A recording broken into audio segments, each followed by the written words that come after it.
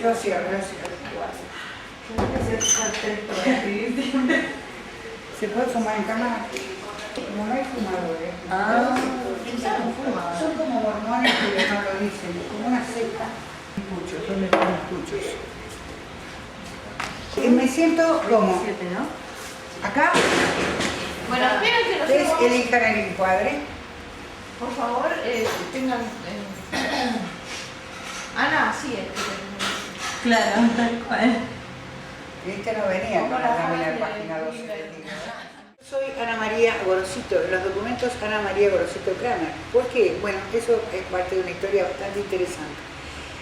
Nací en Comodoro Rivadavia, yo soy patagónica NIC, que quiere decir nacida y criada, porque efectivamente viví en el sur, en la Patagonia, hasta que llegó el momento de ir a estudiar afuera, que era algo que todos los que hacíamos el bachillerato en Comodoro Rivadavia esperábamos ansiosamente, porque era, qué sé yo, la vida, ¿no? Ir a elegir una universidad grande, la gran ciudad. Y mi familia no tenía nada que ver con antropología. Yo formo parte de esa generación de argentinos que vienen de familias de clase media baja, de esas familias en ascenso, digamos, durante el periodo peronista, así que soy, como muchos otros de mi edad, la primera universitaria de mi generación, de mi familia, digamos, ¿no? Después, ustedes eso lo ven hoy quizá como algo más universalizante y universalizable, pero no lo era. Tiene mucho que ver con esas trayectorias ascendentes de las familias argentinas, en el caso mío, ligada a YPF y al petróleo, de ahí supongo que viene ese fuerte sesgo que yo le pongo a la cuestión de la necesidad de la participación del Estado en una distribución más equitativa de la producción social, es decir, ¿por qué mamé eso, esa especie de socialismo de Estado que vivíamos los que nos criamos en el medio petrolero argentino del sur? Para mí la entrada a la antropología fue ese patio que viene después de las salas del museo y que en aquel momento tenía réplicas de estelas y tenían unas canoas que no sé si eran réplicas o eran auténticas, y ese verde. Bueno, eso me conquistó el corazón y fue así que decidí largar todo lo demás y meterme en antropología, y obviamente hice una carrera muy rápida porque ese era mi interés. Yo encontré que ese era realmente el lugar en el mundo que me había esquivado tanto su rostro durante los años anteriores, ¿no? Mi casa era esta. Pero Ana, va al fracaso, ¿cómo? ¿No era que iba a ser abogada? ¿Qué le pasa? Y ahora está escribiendo, ¿qué se le ocurre? ¿No? Yo era en ese momento la gran duda de mi familia, que había apostado que yo fuera la universitaria de la familia, y de golpe me venía con estas inquietudes vocacionales y tal, ¿no? Así que ya no era grande, y eso justifica porque una vez que estoy ahí me doy cuenta que es mi lugar y le meto, ¿no? Le meto con todo y me pongo a trabajar. A pesar de que quería hacer antropología, no estaba muy interesada en seguir ninguna de esas tres ramas que se estaban ofreciendo en ese momento en la carrera. Dos, porque eran profesores muy abiertos, pero no me interesaba muy bien lo que hacían. Y el otro, porque era un grupo muy cerrado y por otros ingredientes que hacían que yo no quisiera comprometerse en esas líneas de trabajo y en esas líneas de pensamiento. Pero en ese desarrollo aparece que se está creando la Universidad Nacional de Luján. Y se crea con una perspectiva que era extraordinaria para la época. Hoy quizá es aceptada con mayor facilidad en mi propia universidad. Hoy la Universidad Nacional de Misiones tiene eso, en aquel momento no, era muy discutido, que consistía en el ingreso directo de personas de más de 25 años que no tuvieran secundario completo.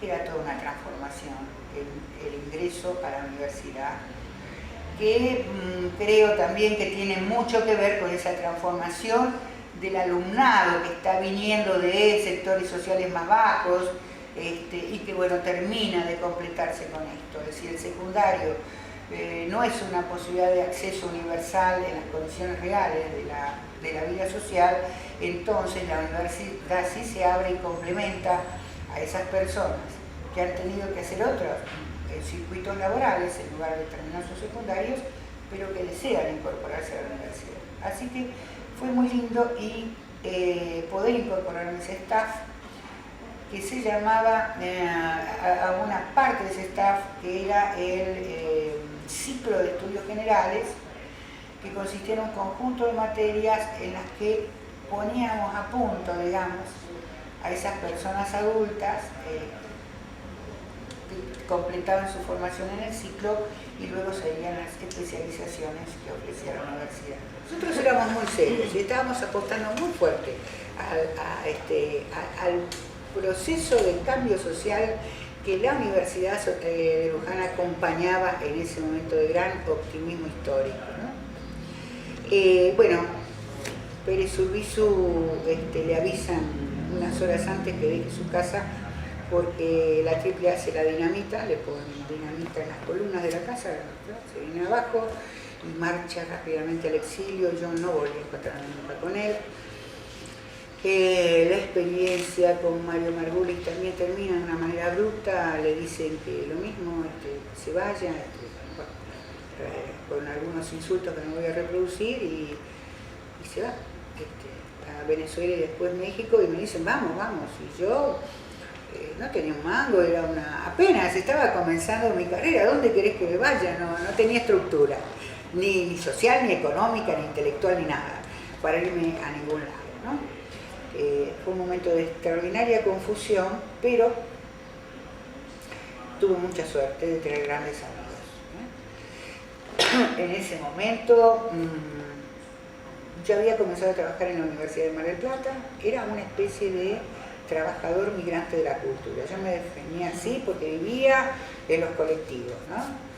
Dando clases para las regionales de la Universidad de Luján, para ir a Mar del Plata. A Mar del Plata íbamos los lunes en la mañana en tren con el queridísimo Carlos Serrán, preparando nuestras clases en el tren, y en una de esas un día me dice Carlos, mirá, Leopoldo Bartolomé, que era como una figura señera, les digo, para mi promoción de antropología, Leopoldo Bartolomé y Eduardo Menéndez eran como dos referentes utópicos, ideales de lo que debía ser un antropólogo. No teníamos la más pálida idea de lo que debía ser un antropólogo y quiénes eran realmente estos tipos, ¿no? Pero figuraban así como, no sabés qué geniales, qué inteligentes, qué esto.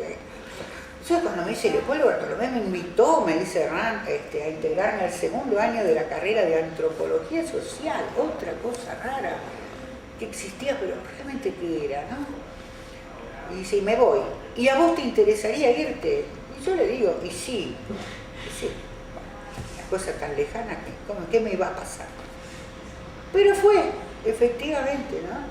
En ese clima espantoso, caótico, de amedrentamiento, de terror, mayo recibo una cartita de Bartolomé, que todavía está guardada en mi archivo tiene todo, y me invita a ir a Posadas, a ponerse a tono de ese plan de estudios, de esa otra antropología había que estudiar muchísimo.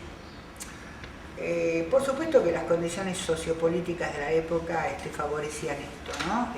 Vivíamos encerrados en pequeños grupos donde el trabajo ocupaba absolutamente todo nuestro día. Había que crear una bibliografía. Para crear esa bibliografía teníamos el repertorio magnífico de la biblioteca de Leopoldo, pero estaba en inglés, o sea que había que traducir, tipear esténciles, en fin.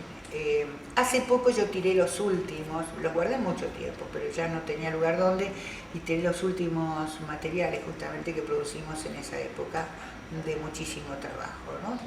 Y de una relación muy intensa. Digo, éramos Facultad de Ciencias Sociales.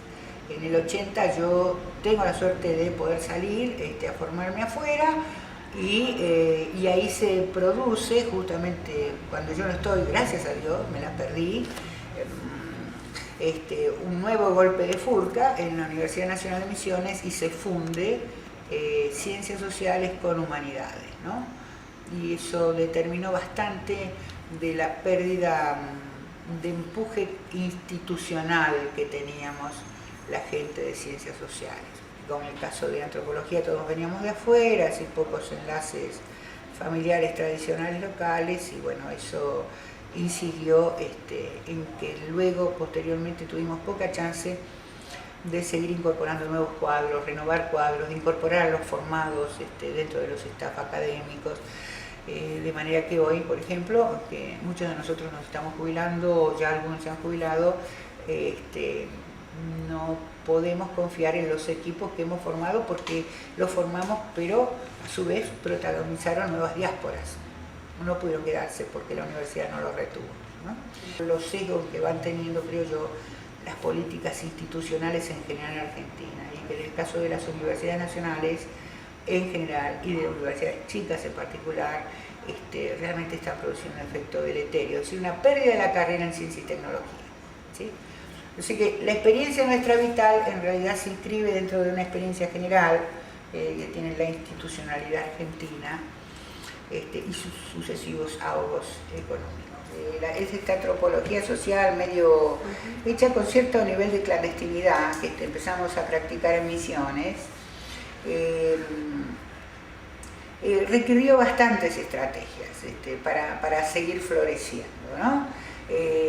Algunas estrategias que tenían que ver con lo que podrían ser los controles burocráticos que desde el Ministerio de Educación se hacían, sobre todo lo que hacíamos los docentes en las universidades del interior, y que no sé si todos los colegas supieron que se manejaban dentro de esos esquemas. En nuestro caso sí era claro. ¿Por qué? Y bueno, porque el decano de nuestra pequeñísima Facultad de Ciencias Sociales tuvo el gran mérito de compartir las limitaciones en medio de las cuales nos movíamos. Unas eran burocráticas, las otras eran del lenguaje que podíamos usar inclusive con nuestros alumnos, ¿verdad? Una anécdota. No me acuerdo santo de qué, y posiblemente que la cátedra de económica que compartía, presidida por Bartolomé, en un momento dado, lo recuerdo tan claro, yo digo sí, porque Marx, y ustedes saben que hicieron todos los alumnos, ¡zup!, hicieron así, miraron a la puerta. El nombre, nada más, motivaba esa reacción, ¿sí? Bueno, hubo otras anécdotas, esto no es solamente una solita así perdida, pero quiero decirles como un indicador de que también había como un temor social a que se le dijeran cosas que no se debían decir y no se debían escuchar, y que era mejor que no se dijeran y no se escucharan, ¿sí? Entonces eso también marcaba cierta limitación, digamos, dentro de lo que podíamos hacer en la universidad, y que para mí saltó con muchísima más claridad cuando me fui a Brasilia a estudiar. Allá yo tenía como carga académica crear una materia que ya tenía nombre y objetivos en el plan de estudio, que era contacto cultural y relaciones interétnicas. Para mí el tipo que sabía de eso en América Latina era Carlos Oliveira. Daba clases en Brasilia, busqué de irme a formar con él en ese tema. Improvisé un primer programa en el año 79, está en el archivo, no quiero ni mirarlo porque imagino que me voy a morir de vergüenza, pero era lo que se podía hacer en ese sentido, lo que yo podía hacer en ese momento, con todas mis limitaciones, y me voy. Y dentro de la bibliografía que tenemos que manejar en los distintos seminarios de Brasilia, les recuerdo que Brasil también estaba con una dictadura. Otra vez, el Capital. Lo doblo y lo guardo y medio que lo escondo, ¿no? Y voy caminando así por el campo con mi libro escondido. Y de golpe no caigo en la cuenta. Yo no estoy más en Argentina, yo estoy en Brasil. ¿Aló? ¿Qué estoy haciendo? Lo di vuelta, lo puse bien a la vista. Inmediatamente pensé, yo también había internalizado esos temores. Temores que mis alumnos se habían manifestado cuando dije Marx en la clase y todos miraban a la puerta, que nadie nos oiga, ¿no? Yo lo había internalizado de alguna manera cuando escondo el libro y que nadie lo mire, ¿no? Bueno, duro efecto, ¿no?, de los procesos dictatoriales, cuando uno no necesariamente es una víctima física del proceso, pero recepciona el terror y la autocensura, uno se come al gendarme, lo lleva adentro y se controla, a punto de amputarse a sí mismo la facultad de pensar y la defensa de la libertad de leer lo que uno crea que es necesario leer en un contexto académico. Las universidades regionales o locales surgen también dentro de una política de Estado, es decir, porque se las llamó en su momento las universidades de Manrique, ¿sí? ¿Qué proyecto fue ese? El proyecto era descentralizar esa masa estudiantil que en la época de mi primera formación convergía en unas pocas universidades. Córdoba, Buenos Aires, La Plata, la UNE en Corrientes. Entonces esa gran masa estudiantil, sobre todo concentrada en los comedores universitarios, había sido el foco de grandes movimientos de protesta, de lo que entonces se esperaba como, digamos, la Alianza Revolucionaria Obrero Estudiantil. ¿Cómo se rompía esto? Y bueno, satisfaciendo las necesidades de las burguesías locales de tener sus propias universidades. Aparecen un montón de universidades, de estas la Nacional de Misiones va a ser una. Lo que no se refuerza es el presupuesto para esta creación. Entonces vos simultáneamente tenés una población estudiantil que ya no se va a mover, desarmás la cuestión de la masividad y de paso, ya que estamos, se las debilita presupuestariamente. ¿Y cuáles fueron las nuevas materias que hacen la diferencia con el plan de estudio de la UBA, además de antropología económica? Antropología política, la propia contactos culturales y relaciones interétnicas, antropología cognitiva y simbólica, que era otra materia que tenía que dar. En aquel momento también me hice cargo, era cuarto año, antropología social de la Argentina, lo cual era un problema. ¿Dónde había antropología social de la Argentina? Hugo Ratier era antropología social de la Argentina. ¿Qué más había? Trabajos del propio Bartolomé sobre movimientos milenaristas y mesiánicos en Chaco, era toda una historia, así que también ahí me las arreglé, yo compaginé alguna cosa que pasaba más por una historia social argentina que una historia de la antropología, porque no había demasiados recursos bibliográficos para eso.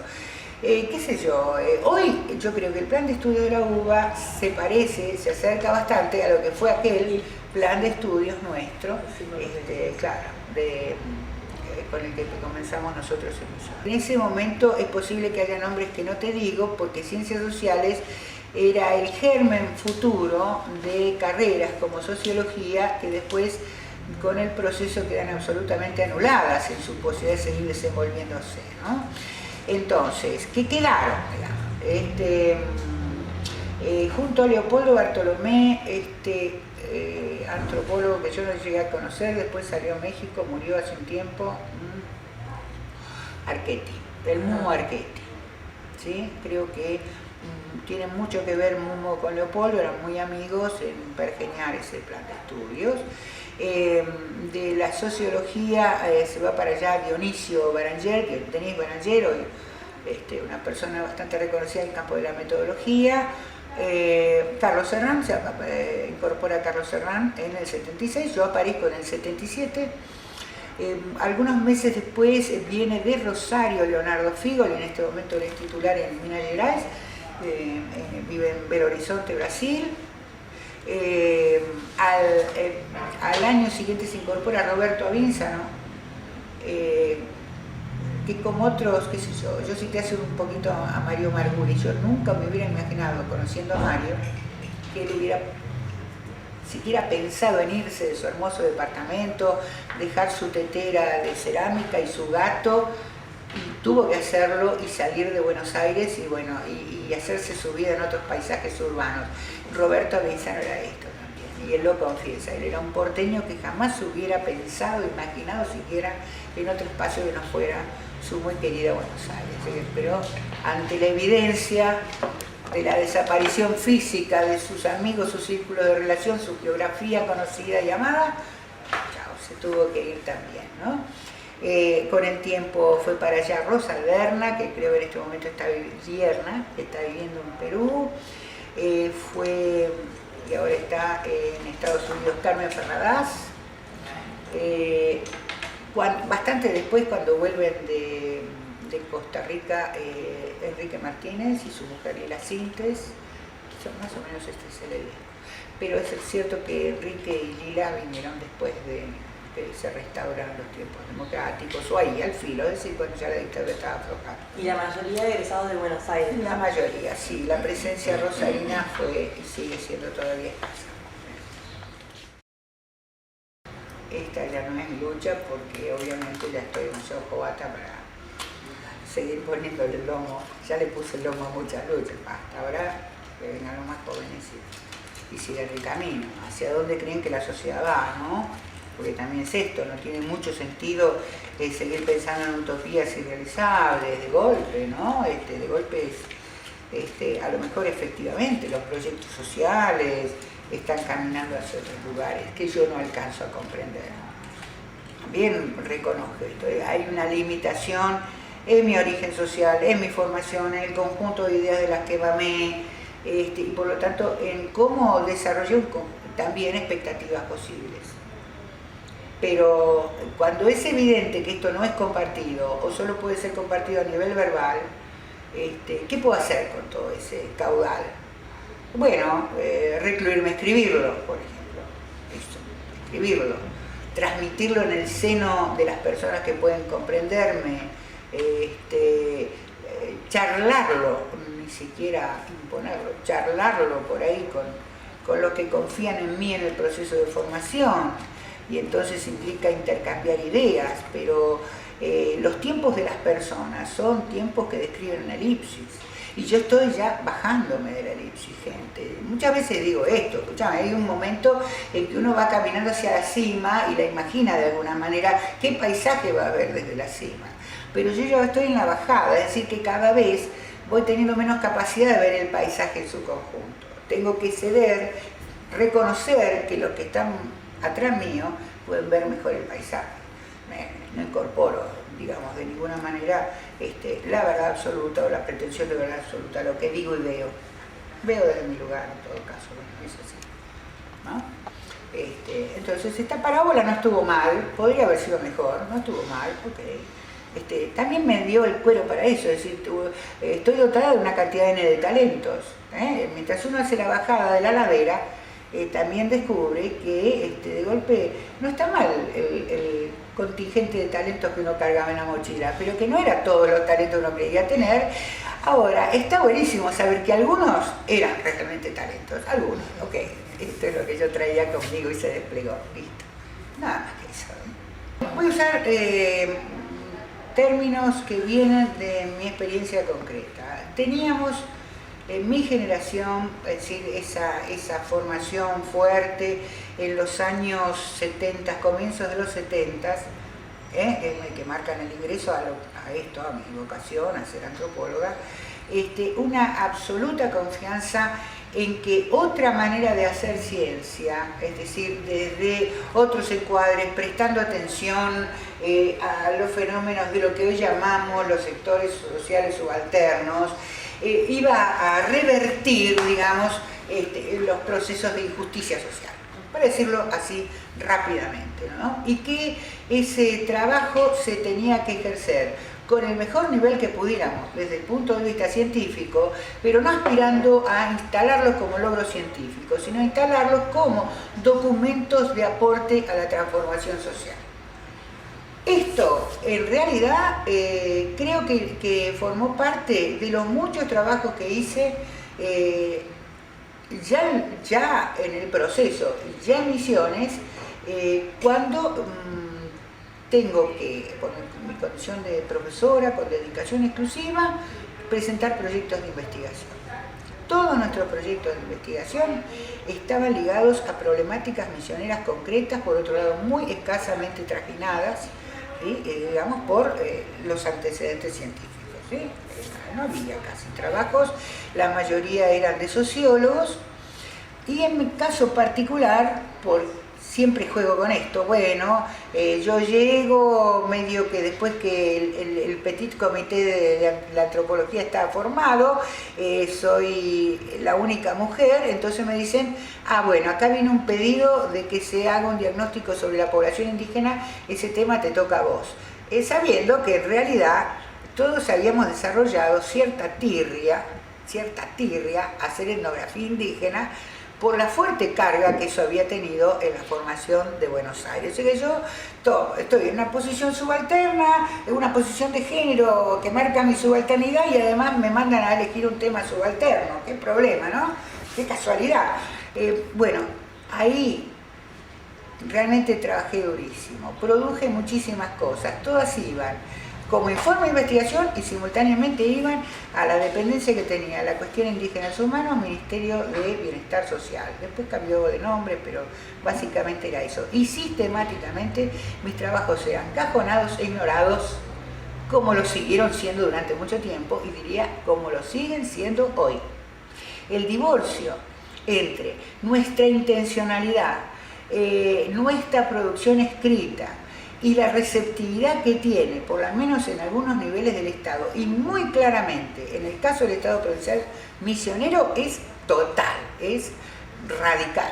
Mi realidad es la misma de muchos otros compañeros, no la de todos posiblemente, pero sí la de muchos otros compañeros. Entonces te diría, hemos apostado muy fuerte en Misiones, la mayoría de nosotros, los viejos, ¿sí?, a una producción que fuera sistemáticamente académica y política, en este sentido de política, de inserción en procesos de transformación social. Y hemos sistemáticamente sido ignorados o usados como pretexto justamente para hacer cosas que no tienen nada que ver con lo que nosotros estábamos diciendo. Digo de nuestro grupo, creo que por ahí las generaciones más nuevas son más pragmáticas y han elegido otros caminos, que pueden ser el reconocimiento académico y el resto no les importa nada, ¿no es cierto?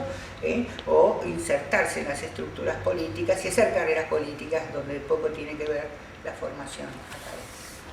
Este es otro asunto que tiene que ver con frustraciones, es decir, hemos sembrado en el agua. El problema, creo, no es la antropología académica y la famosa Torre de Marfil, que en realidad es de un cemento muy berreta, pues no hay una Torre de Marfil, no hay posibilidad. Sino un Estado que genera los puestos de trabajo, pero no los sitios de incorporación real del antropólogo o cualquier otro científico, no exclusivamente social, que pueda decir. Si vos, en vez de entrevistarme a mí, entrevistaras a alguien, qué sé yo, formado en geología, te va a decir su mismo drama. Y si entrevistas a alguien que tiene que ver con ingeniería vial, te va a decir lo mismo. Es decir, es un aparato de Estado que gradualmente fue cambiando después del 55 a una perspectiva donde las poblaciones importan poco o importan como pretexto. Entonces, los profesionales que el propio Estado forma en las universidades públicas para establecer ese enlace, para tener un proyecto nacional a largo plazo, no usa esos recursos. Es un divorcio que está en el aparato de Estado, ¿no? Nada más que ahí. Y en la clase de gente que recluta para formar sus elencos, ¿no? Yo creo, y hablando por supuesto muy ligeramente, porque nunca me involucré demasiado ahí en el INAE, creo que el drama del INAE es ese. Se ha ido abriendo progresivamente, incorporar las voces indígenas, incorporar antropólogos, porque el resultado de todo eso, nada, es una gran maquinaria que se va comiendo todas esas posibilidades. ¿Ves? Las personas están, faltan los canales de instrumentación de aquello que se impone como una necesidad de transformación. Se habla en el discurso público de la transformación, pero el aparato es terriblemente pesado. Digamos que esto podría ser contrarrestado de otra manera, y estoy siempre hablando en términos muy voluntaristas y muy de posibles, capaz que no realizados todavía, si por otro lado los antropólogos nos hubiéramos aliado un poco más fuertemente para instalar temas de agenda pública, como solemos decir. Me irrita profundamente que jamás nos convocan para hablar de temas que tienen que ver con nuestra formación. Aparece gente consagrada, digamos, por otros caminos, ¿no? Bueno, de algunos son profesores eméritos de la facultad, gente que habla siempre, etcétera y tal, pero que realmente son generalistas. Los antropólogos no tienen espacio. También lamento que algunas pocas veces cuando los vi a los colegas en los diarios, por ejemplo, hablando de algunas cuestiones que tienen que ver con problemáticas sociales contemporáneas, cuidan tanto en su lenguaje mediático de estar, de seguir insertos dentro de los moldes del discurso académico, que se olvidan que el lenguaje mediático es otra cosa, ¿no? Entonces llenan su discurso de como sí, tal vez sí, es decir, de formulaciones hipotéticas y sometidas a pruebas, es decir, refutables porque ahí son científicas, con lo que debilita totalmente sus posiciones. No hay una comunidad antropológica fuerte atrás que respalde discursos bastante más eficaces en materia de introducir no problemas, sino miradas sobre problemas que estén demostrando una antropología social con ¿cuántos años ya de democracia? 25 años de democracia. Ya deberíamos estar produciendo esto. Quizás estén en camino de producirlo ustedes, los del Colegio de Graduados. Apuesto a que eso es así. Por favor, tiene que ser así. Entonces tenemos por ahora cuerpos académicos separados por rencillas, muchas de las cuales tienen que ver con los abogados presupuestarios, más que con colocaciones teórico-epistemológicas diferenciales. Yo creo que lo que hoy nos separa no son las cuestiones teóricas. Es más, no somos capaces de decir realmente a qué escuelas o tradiciones estamos ligados realmente, porque las ignoramos, porque ese no es un tema de discusión en nuestros congresos. Escapamos a esa discusión, pero estamos peleadísimos. Esto forma parte del folclore antropológico, local y anterior, actual y anterior, ¿no es cierto? ¿Qué nos separan? Y nos separan rencillas generadas por la falta de o los caminos escasos para llegar a los recursos en materia de investigación, por la falta de cargos en una estructura de cargos en las universidades que no se renueva en la medida que se tendría que renovar, por un mercado editorial bastante pobre, por una dificultad tremenda de llegar a los mercados editoriales internacionales. Entonces nos peleamos por un platito muy mezquino de maíz, ¿sí? Si tuviéramos conciencia de esto, tendríamos también inmediatamente que tomar conciencia de que solamente uniéndonos podemos aumentar la cuota de maíz disponible para repartir.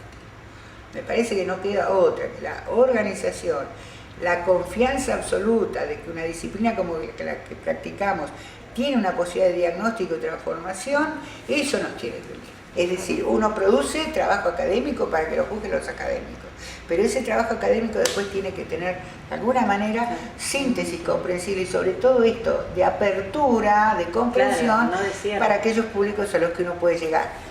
Te digo, para mí, especialmente la televisión es el gran canal hacia el público, el gran canal. No hace falta estudiarla, creo yo. Hace falta tener un sentido pedagógico y también un sentido de lo que falta conocer, ¿no? Quizá también mucho amor por lo que uno hace, pero eso lo descuento, ¿no? Los antropólogos se supone que amamos lo que hacemos, si no, no sé qué estamos haciendo acá, ¿no? Claro. Entonces sí, es un tema complejo, como vos marcás, pero a mí me parece que hay suficientes investigadores senior ya en la antropología argentina como para que este desafío se pueda asumir, ¿no? Y no para implicarse en rencillas menores al interior de los aparatos de ciencia y técnica, de los organismos de financiación y de las posibilidades de publicación, que me parece lo que se está llevando demasiada energía a nuestra parte. No hay que prestarle tanta atención ya a eso. Del 83 para acá había una mesa que era el rol del antropólogo, y yo qué sé. Pero no podíamos no preguntar. Yo te voy a contestar como Warren, ese personaje de Les Luthier, que dice, ¿cuál es el misterio de la vida? Y él dice, y yo qué sé, y yo qué sé, y yo qué sé, no te la voy a decir. Porque es tan profunda que no puedo develarla. No, qué sé yo. No, ahí es generalizar una experiencia que me parece no es correcto, no. La experiencia es el proceso de tiempos, los tiempos cambian, mi experiencia es una experiencia situada, qué sé yo. Yo lo que sí sé que hay es que el antropólogo tiene enlaces sociales necesarios. Por un lado es producto de cierto estado del conocimiento, ¿no es cierto? Y de ciertas exigencias que le vienen justamente durante el periodo de su formación. Por otro lado, se integra a una disciplina hecha por muchos, ¿no es cierto?, y que es el resultado más pobre o más rico de ese conjunto. Más allá de las peleas que internamente visualicen los actores, esa antropología argentina es el resultado del conjunto, y ahí tenés un colectivo. Y luego la otra cuestión, si el antropólogo social preferentemente destaca los procesos sociales como foco de su estudio, entonces ahí hay otro lazo que lo conecta a las colectividades, que también forma parte de su definición. Entonces él está anclado en un mundo de colectivos que lo van a demandar de distintas maneras, y creo que el rol del antropólogo es responder con lo mejor que tiene de su formación, de sus contingentes talentos con los que pudo haber sido dotado genéticamente ahí y en su formación para responder de la mejor manera que pueda a esas solicitaciones. Nada más, el resto es biografía. Vos sabés que yo tengo todavía guardadito el antiguo carnet del colegio de graduados, de socia del colegio de graduados, de un momento bastante interesante, ¿no? En la historia argentina, esto era posible, estaba ahí, ¿no? El tema del cambio social y demás, bueno, después todo se deshilacha, se cae, muere. Y en ese contexto de una antropología que ya te digo, estaba más bien en proceso de hacerse que como cosa realizada. Es decir, cuando yo estudio antropología, la gente de mi generación está demasiado cerca de lo que es el inicio de la carrera. No puede haber consolidación académica tampoco, menos en el clima teórico-político de la época, ¿sí? Que también está dividido por pequeñas mezquindades, ¿no? Por ejemplo, yo mencioné la FON que pagó duramente, muy duramente, en términos académicos y en términos laborales, ¿sí? Y hasta diría también en términos de persecución. Hay muchas maneras de perseguir a un científico, porque hizo un viaje a Cuba durante el camporismo.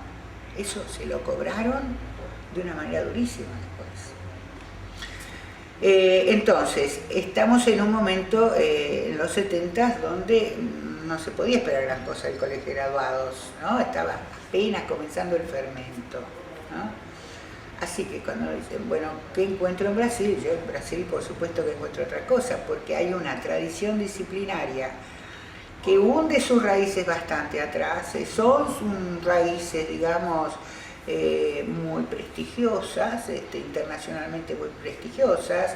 Piensen que por ahí, qué sé yo, sin ir más lejos, está por cumplir 100 años, si no lo cumplió hoy, Levi-Strauss, bueno, fíjense, ligado a qué otras tradiciones.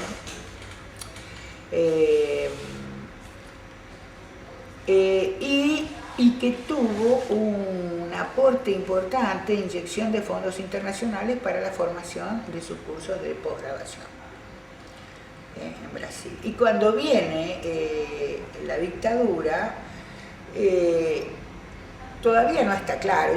Yo creo que realmente no penetró demasiado profundamente en las estructuras académicas de las universidades la dictadura, a diferencia de la Argentina, que sí secuestró gente, sí, muy posiblemente no a nivel masivo tampoco, que nosotros reconocemos en Argentina, esto contado por compañeros brasileños, que instaló algún reglamento de control de las conductas, sobre todo estudiantiles, un reglamento que se llama AI5, muy represivo de las ideas y de las actividades colectivas, digamos, en el estudiantado, digamos, en la juventud en general, pero insisto otra vez más, no interviene, no altera las estructuras académicas que siguen con su propia dinámica interna. Entonces, cuando yo tomo contacto con esto en el 80, menos de 80 años, el 11 de marzo ahora sí, que tengo una academia que era fuerte por los nombres que tenía dentro. Piensen ustedes Darcy Ribeiro, primer congreso de la Asociación Brasileña de Antropología a la que yo voy, que fue en San Pablo, creo que en el año 81, una de las personas que iba a estar ahí era Darcy. ¿Y Darcy Ribeiro quién fue? Un antropólogo, un etnógrafo, pero además un estadista, ¿sí? Que en su periplo sudamericano contribuyó a formular o reformular políticas en materia de educación.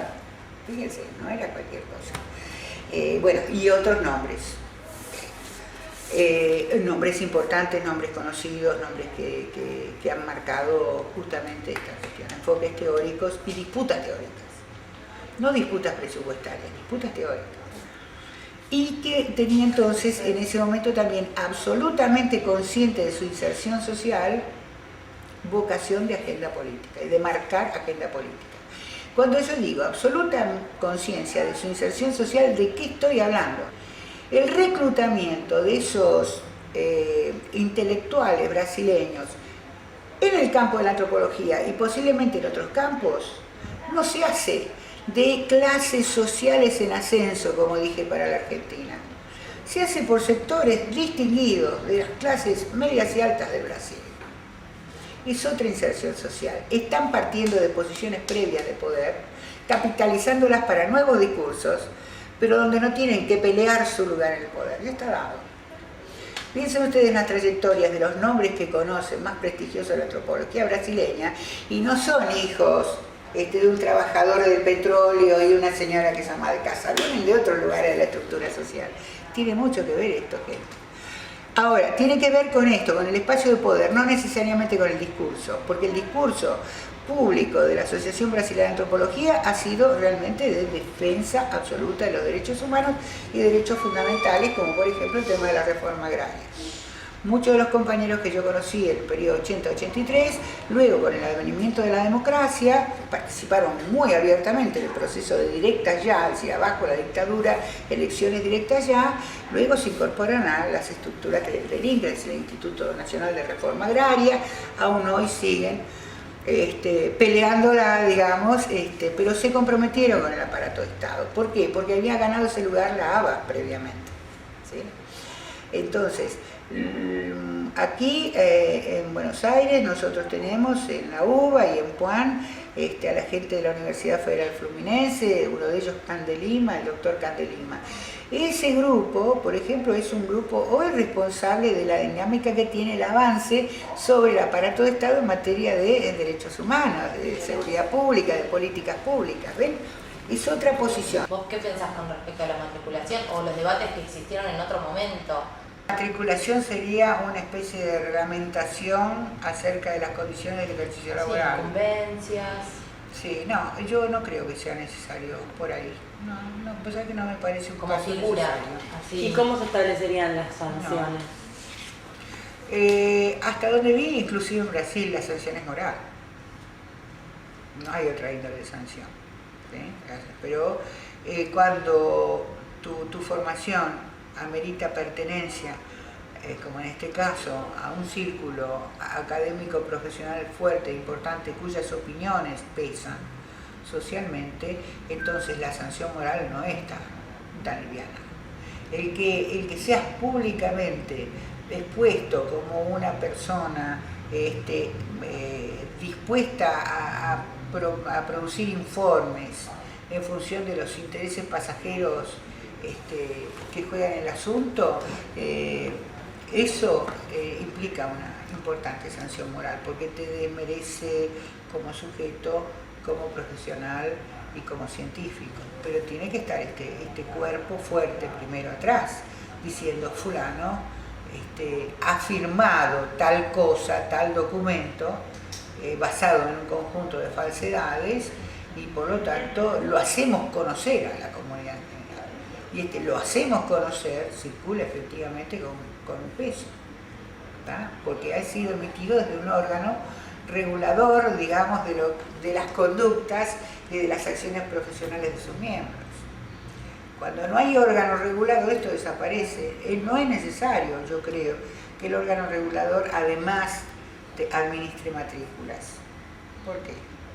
No me parece un paso fundamental. El hecho de que está fundada en el consenso, y en el consenso acerca de cuáles son los temas de agenda político-social importantes. Ahora, ¿cómo estamos ahora? Ahora estamos en la absoluta ignorancia acerca de los hechos que se están produciendo ahora o que son inminentes, que producen algún deterioro en la calidad de vida y en la administración de futuro de los grupos sociales en Argentina. No tenemos la más pálida idea. Si yo les pregunto a ustedes,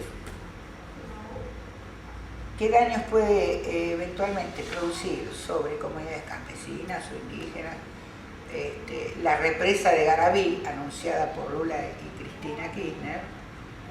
¿Quién sabe si va a producir daños o no daños si no estamos en ignorancia del hecho? Entonces, primer problema que tenemos es el desconocimiento de los impactos futuros de las políticas públicas. No tengo idea. ¿Cómo podríamos salir a denunciar nada? si no tenemos mecanismos para reconocerlos y para mantener actualizada esa información. ¿Sí? La segunda cuestión, ese cuerpo organizado que tiene un cierto consenso acerca de valores o premisas básicas sobre las cuales se debe basar la acción del Estado en general y la acción de los antropólogos en particular. Si yo te digo que un antropólogo, no importa el género, está dispuesto a certificar que los guaraníes que exigen el título de propiedad sobre 7.000 y un poco más de hectáreas, resulta que tienen que rebatir o son rebatidos por ese profesional que dice en realidad todo lo que usan son 3 o 4 hectáreas nada más, ¿para qué quieren el resto?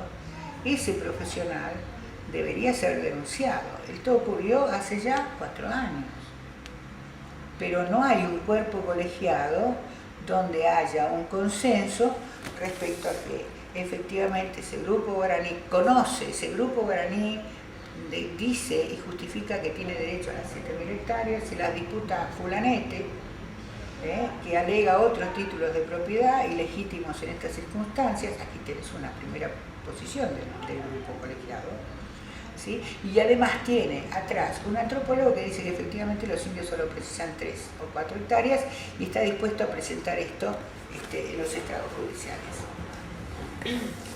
No tenemos cuerpo colegiado, no tenemos la información y no tenemos cómo decirle a ese colega, mira, si estás dispuesto a escribir esto, que es una barbaridad desde el punto de vista antropológico, nosotros acá te vamos a denunciar como un profesional mal formado, como un académico mal formado. Y como además estás inserto en las estructuras nacionales de investigación, estamos dispuestos a informarle a esas estructuras que vos estás tomando esto. Qué falso. ¿Viste? Entonces tenemos un conjunto por ahora de imposibilidades, de cosas que hay que construir para poder llegar a tener alguna eficacia. ¿Sí? Lo mismo en el desarrollo de emprendimientos mineros, en fin, de tantas cosas, con inversión de capital extranjero en nuestro país, o un nacional, no sabemos nada. No hay un foro a donde uno pueda ir a mandar la denuncia de que se avecina tal cosa, que va a afectar a tal comunidad, tal dimensión. Sí, Indymedia hace más que lo que hace... Exacto. Si sí. Yo les quisiera ahora decir, guarda, miren lo que está pasando con el desbosque, a pesar de lo que dice la ley de bosque, con el desbosque en tal área del Alto Uruguay, ¿a quién se la digo? ¿A quién le denuncio esto? Seguramente no voy a pensar en el colegio de graduados, porque sé que no me la van a poder recibir. Hay que armar esto. Yo me acuerdo cuando en el 86 peleamos mucho la ley del indio de la provincia de Misiones, aún en ese momento que estaba Radovich al frente del ya en desbandada colegio de graduados, fue bárbaro, funcionó, ¿sabés qué? Como una campana de resonancia donde de golpe llovieron sobre Misiones adhesiones de todo el mundo, porque se movió el colegio de graduados. Que el gobierno escuchara o no escuchara era harina de otro costal, pero estuvieron las adhesiones y se movió algo más que una comunidad nacional de antropólogos, se movió una comunidad internacional. ¿Ves? Entonces, si lo pudo hacer en ese momento el colegio de graduados con lo débil que estaba, imagínate si no lo puede hacer ahora, con un poco de organización. Sí, bueno, yo te mencioné esto, ¿no? Las problemáticas de urgencia, de intervención urgente, por lo menos a nivel de agenda mediática, requieren de la información. Como te dije, si yo sé que está pasando tal cosa por la represa futura de Garavilla, ¿a quién se lo cuento? ¿Dónde está la alerta que recibe la información? Bueno, entonces esto sería una manera de la participación, ¿viste? Mantener la alerta. La otra es tratar de ver un poquito la estructura que tiene la ABA, porque tiene distintas comisiones.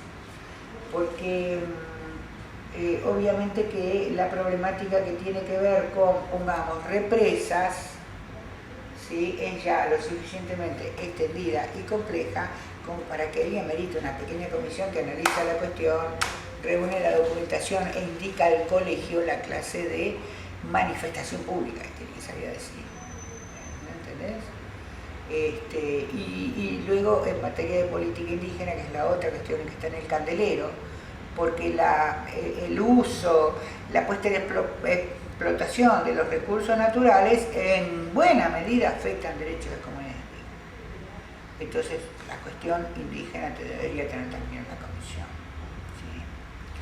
¿Sí? Bueno, y así tantas cosas. Habría que pensar. Entonces, esa estructura que centraliza en pequeños elencos distintas cuestiones. Y esos elencos, gracias a Internet, no tienen por qué diablos estar en un solo lugar. Hay una rémora ahí en no aceptar que Internet y el mail hoy son mucho más rápidos que la posibilidad de que vos y yo nos encontremos en Wuhan, viviendo en Buenos Aires, la verdad. Yo lo noto en algunos contactos que tengo con la gente acá de dependencias oficiales de Buenos Aires. Esperan a que venga para decirme algo. ¿Por qué diablo tenés mail, querida? Yo lo hablo 3 veces por día, me entero más rápido. Tengo Skype, podemos charlarlo, y nos vemos, tengo cámara, nos vemos. ¿Entendés? Entonces yo creo que los medios permiten esa federalización de la organización y el focalizar temáticas y generar comisiones de trabajo y de información. Ahora, ¿cómo a su vez el colegio las distribuye? Bueno, pues no necesita el órgano de papel. De la misma manera, es decir, potenciar el mango, los recursos que hoy mal que mal todos estamos teniendo. ¿No?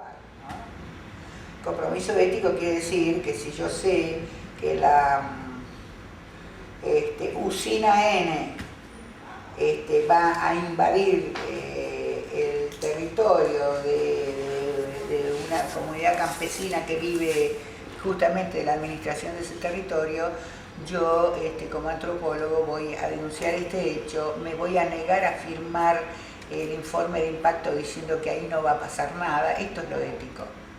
Pero lo ético creo que no es algo que pueda ni darse por natural y esperable, es una construcción del sujeto, ni prejuzgarse de antemano, ¿sí? El tipo puede asumirla o no. Y en segundo lugar, tiene que tener un organismo de control desde afuera. Lo que hiciste es antiético y por eso vas a ser sancionado.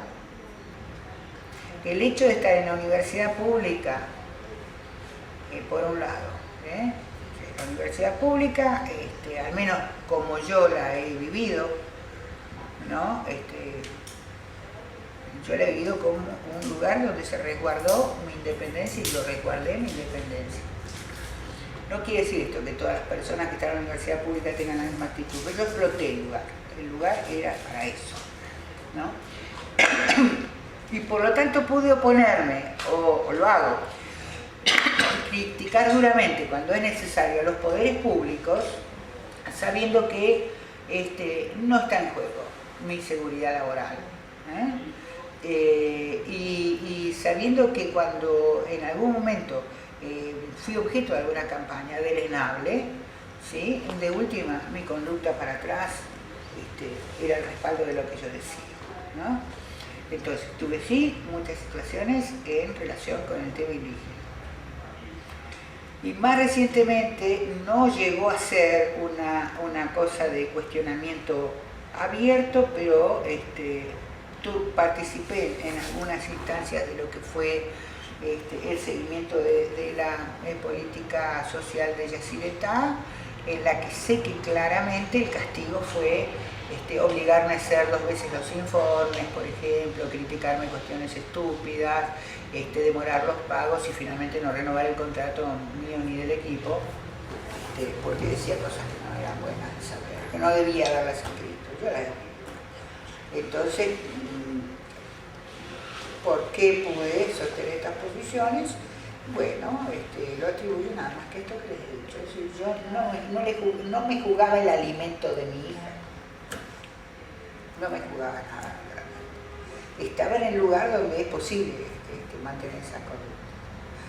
Si yo hubiera sido una empleada, oscura empleada del Estado, en alguna dependencia donde funcionó como la antropóloga fusible, posiblemente no hubiera podido hacer estas cosas. Hubiera tenido que salir a vender libros en la calle para mantenerme, ¿ves? Entonces, otra vez ves la ecuación personal. En la ética también juega la ecuación personal.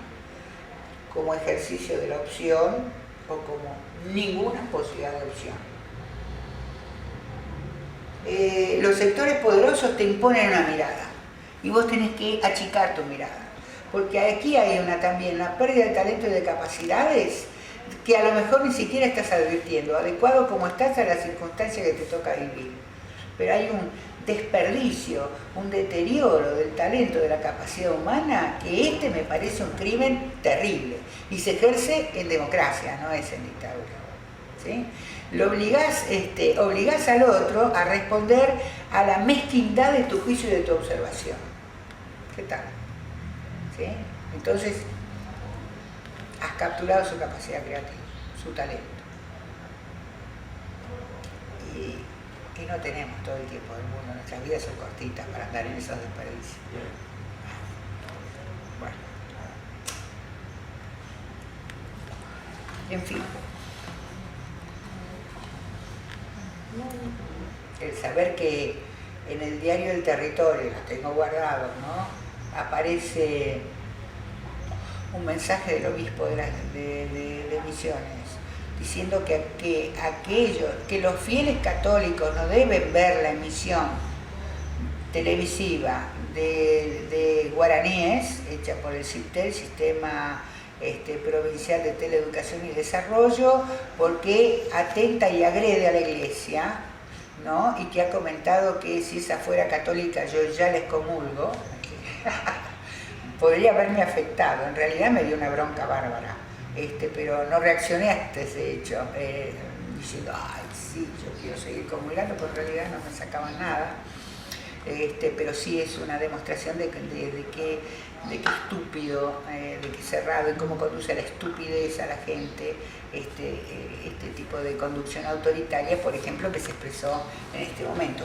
¿Por qué era? Y bueno, porque ese material que se había filmado, lo había filmado Miñona, el director que murió hace 2 años, es basado en materiales míos y en información que yo le daba, contradecía las búsquedas de financiamiento externo, especialmente europeo, que en ese momento desplegaba la Iglesia de Misiones para los proyectos indígenas, que en realidad, digamos, hoy por hoy son ruinas.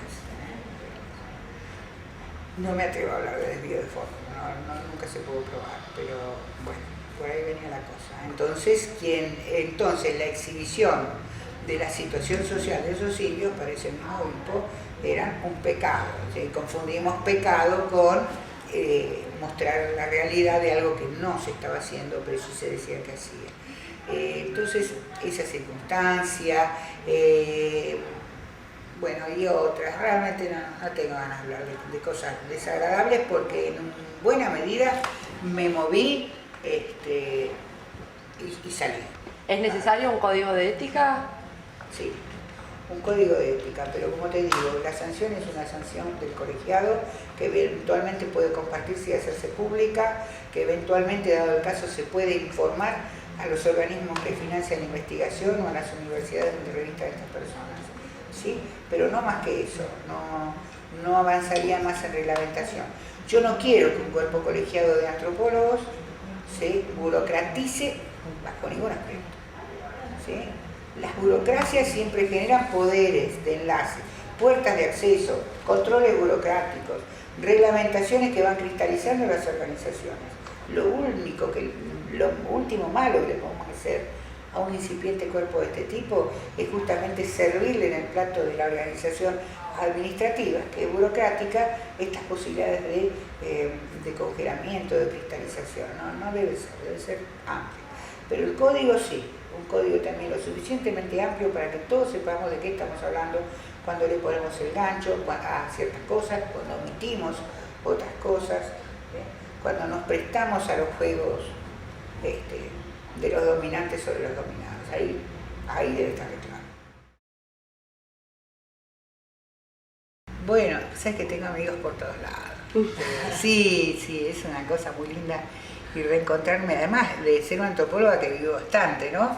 Bastante tiempo, quiero decir, ¿no? Siempre pienso en los que fueron quedando en el camino por distintas razones. Yo bueno, tengo una larga vida, mantengo más o menos mis aptitudes físicas a veces, entonces me encuentro con mis amigos y eso me da muchísima felicidad. Y hay una felicidad contradictoria que en parte se nutre también de sufrimiento y de incomodidad a la que yo no le he dedicado mucho tiempo en la vida y que por falta de tiempo y que ahora sí le voy a dedicar, que es la escritura.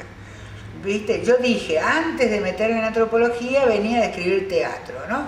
En el ocaso, digamos, yo estaba viendo que la antropología no tiene que ser el único horizonte de mi vida, porque me estoy retirando de la etapa laboral activa, me volví a escribir teatro comunitario. Sí, tengo unas cositas ahí bastante interesantes escritas, o por lo menos que a la gente le guste y se ríen de lo que escribo. Y ahora es el retirarme a disfrutar de esa mezcla de placer intenso y también de bronca cuando no te sale nada en la escritura, ¿no? Me hubiera hecho muy feliz saber que, por ejemplo, entre teclear la computadora y producir escritos, pongo mucha felicidad futura en eso, además pudiera retirarme y, por ejemplo, tocar el piano y hacer música, porque amo la música. Pero ahí tenés, es un talento que me negó, mi repertorio genético no venía con el talento musical, creo que viene sí con el talento de la escritura, entonces escribir y escuchar música, eso me hace extraordinariamente feliz. Y cuando dejo eso, encontrarme con los queridos amigos de siempre, de todos los lugares, incluso, ¿por qué no?, los que fueron mis antiguos informantes, que son mis amigos. Entonces, bueno, ese repertorio de afecto ahí también me gusta, es una alegría. Gracias. Bueno. No, No, que me voy a aprovechar que no tengo clase, me voy a retiro a llevar todos esos paquetes, que es parte del equipaje que fui, cargando en estos 3 meses, sí, y que lo voy a mandar ahora a Misiones.